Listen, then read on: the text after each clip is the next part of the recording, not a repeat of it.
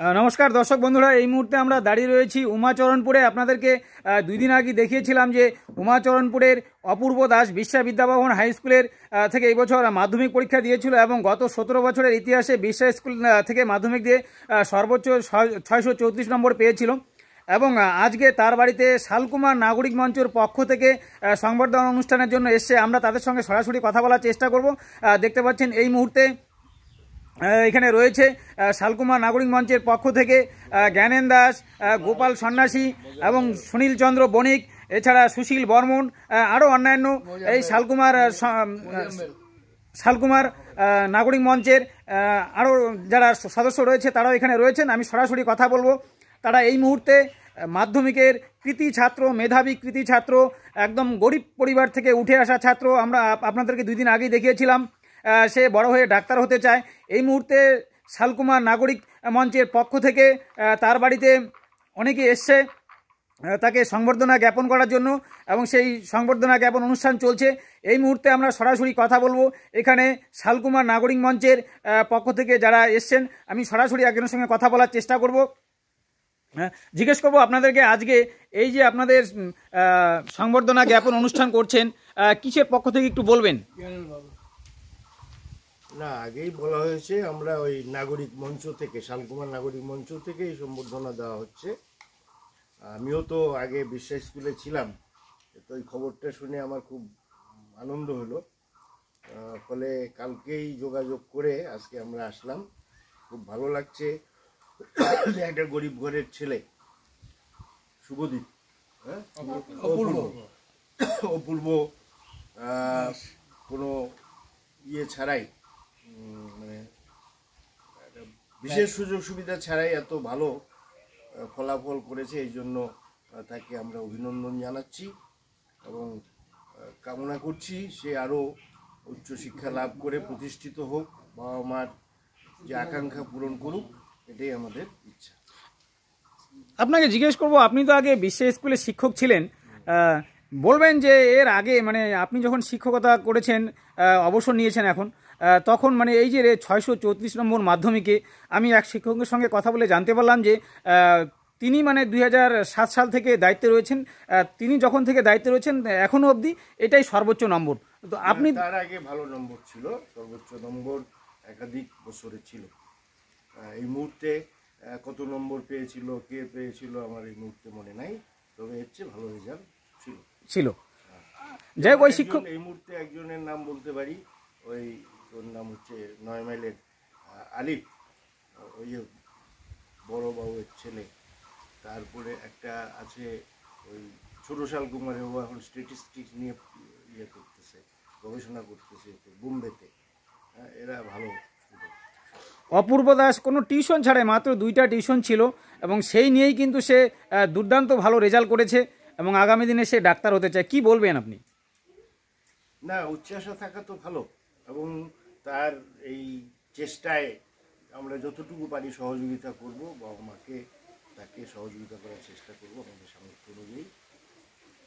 এখানে রয়েছে আরেকজন বিশিষ্ট ব্যক্তি, আমি কথা বলার চেষ্টা করব সুনীল বণিক মহাশয়ের সঙ্গে। আপনাকে জিজ্ঞেস করব, এই যে অপূর্ব দাসের এত ভালো রেজাল্ট, কি বলবেন?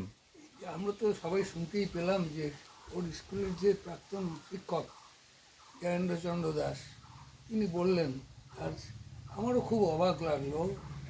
আজকাল এগুলো সেটা হচ্ছে যে ওর বাবা একজন সামান্য ফলের দোকান করে, তার ঘরের ছেলে এত কষ্ট করে পড়াশোনা করে যে এত ভালো রেজাল্ট করা, ফলাফল করা, এটা আজকের এই সময়টা আমাদের খুব প্রেরণা দেয়, খুব আনন্দ দেয়। আমরা খুব আনন্দিত। এটুকুই বলতে পারি যে ও পড়াশোনা করুক, ও ডাক্তারি নিয়ে পড়াশোনা করুক। ও বললো ফালাকাটা উচ্চ বিদ্যালয়ে ভর্তি হবে এবং ভর্তি হওয়ার ক্ষেত্রে ওর যে বইগুলো লাগবে, প্রথমবার যে বইগুলো লাগবে, আমরা নাগরিক মঞ্চ থেকে চেষ্টা করব ওকে কিছু বইপত্র কিনে দেওয়ার জন্য। বইগুলো আপনারা কিনে দেওয়ার চেষ্টা করবেন? এইটুকু সহযোগিতা ওকে আমরা করবো। আচ্ছা, ভবিষ্যতেও ওর বাবার সাথে যোগাযোগ রাখবে, আমাদেরও যোগাযোগ থাকবে, যাতে না কেউ আরও এগিয়ে যেতে পারে। আমাদের যত সম্ভব সহযোগিতা ওর পক্ষে থাকবে, ওর জন্য থাকবে। শুনতে পারলেন এখানে যারা নাগরিক মঞ্চের শালকুমার নাগরিক মঞ্চের কর্মকর্তারা রয়েছেন। এই মুহূর্তে আমরা যা শুনতে পেলাম যে অপূর্ব দাসের ক্লাস 11-12-এর যে বই, প্রথম বছরের যে বই, সেটা কিন্তু তারা প্রদান করবে। এই মুহূর্তে তারা এখানে রয়েছে। আমরা আরেকজনের সঙ্গে কথা বলার চেষ্টা করব। কাকু, এই যে কী বলবেন অপূর্ব দাসের এত ভালো রেজাল্ট? হ্যাঁ, আমার তো গ্রামের, আমার পাড়ার ছেলে, আমাদের খুব ভালো লাগছে শুনে।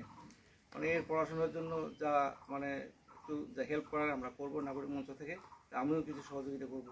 এই যে এত গরিব পরিবার থেকে উঠে এসছে, এটা কি পরবর্তী প্রজন্ম যারা রয়েছে মাধ্যমিক দেবে, এখন যারা 9-এ পড়ে, তাদেরকে কি এটা আগ্রহ দেখাবে, পথ দেখাবে ভালো করে পড়াশোনা করে ভালো রেজাল্ট করার? হ্যাঁ, নিশ্চয়ই। একদম গ্রামের ছেলে, তার বাবা পেশায় কলা বিক্রি করে, এটা নিশ্চয়ই তো পরবর্তী প্রজন্মকে অনুপ্রেরণা যোগাবে। আমাদের বংশে এটা তো প্রথম প্রজন্ম, নিশ্চয়ই একে দেখে আরো অন্যান্য ছাত্ররা ভালো। হ্যাঁ হ্যাঁ হ্যাঁ, আগামীতে যারা মাধ্যমিক দিবে তাদেরকে তো এটা গরিব পরিবার থেকে যারা বিলং করে অনুপ্রেরণা এটা দিবে। হ্যাঁ, দিবে, নিশ্চয়ই দিবে। এই মুহূর্তে আমরা অপূর্ব দাসের সঙ্গে একটু কথা বলার চেষ্টা করব। তোমার কেমন লাগছে আজকে তোমার বাড়িতে এত মানুষের সমাগম, তোমাকে সংবর্ধনা জ্ঞাপন করছে? খুবই ভালো লাগছে। খুব ভালো লাগছে। তুমি তো ওই দিন বললে ডাক্তার হতে চাও এবং পরবর্তীতে ফালাকাটা হাই স্কুল থেকে পড়াশোনা করবে। তোমার বাবা কলা বিক্রি করে। আর্থিক প্রতিবন্ধকতা কি হতে পারে তোমার মনে হচ্ছে? এটা হতে পারে। এটা হতে পারে। তুমি কি গভর্নমেন্টের থেকে কোনো সাহায্য এরকম কিছু আশা করছো? পেলে খুব ভালো হয়। পেলে খুব ভালো হয়।